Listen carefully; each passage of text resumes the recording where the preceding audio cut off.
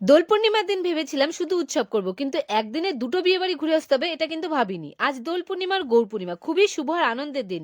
স্নান সেরে ঠাকুরকে রং লাগিয়ে প্রণাম করলাম, তারপর আমি তাড়াতাড়ি রেডি হতে শুরু করলাম। এর মধ্যেই আমার মাসি, বুনু আর দিদুন আমাদের বাড়িতে এসে পৌঁছালো।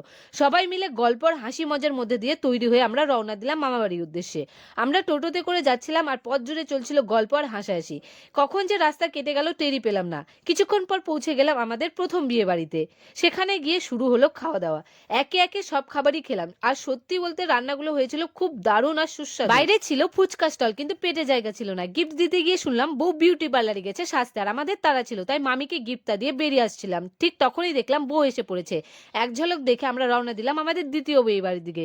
দ্বিতীয় বিয়ে বাড়িটা ছিল আমাদের পাড়াতে। সেখানে গিয়ে আমি আর বুনু প্রথমে প্যান্ডেলটা দেখতে গেলাম। প্যান্ডেলটা সত্যি খুব সুন্দর করে সাজানো ছিল, লাইট আর ডেকোরেশন সব মিলিয়ে পরিবেশটা একবারে জমজমাট। বউকে দেখতে গেলাম, দেখলাম ফটোশুট চলছে, তাই একটু অপেক্ষা করে বাবা গিফটটা দিয়ে এলেন।